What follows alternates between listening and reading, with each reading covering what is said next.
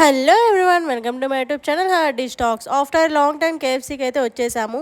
ఎందుకో చాలా గ్యాప్ వచ్చేసింది బయట ఫుడ్ తినక. సో కేఎఫ్సీ అయితే మిస్ అవుతున్నా. ఈరోజు అయితే వచ్చేసాము.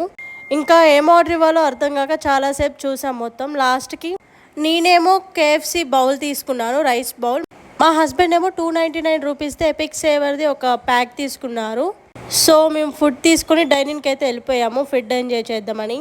బట్ టేస్ట్ చేశాక రైస్ బౌల్ మాత్రం వేస్ట్ అనిపించింది.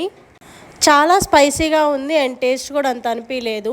ఇంకా తీసుకున్నాం కాబట్టి తినాలి అనిపించింది, తినేసాను. మోర్ ఓవర్ మా హస్బెండ్కి కూడా అస్సలు నచ్చలేదు. నిజంగా తెలుసా, రైస్ బౌల్ అయితే వేస్ట్.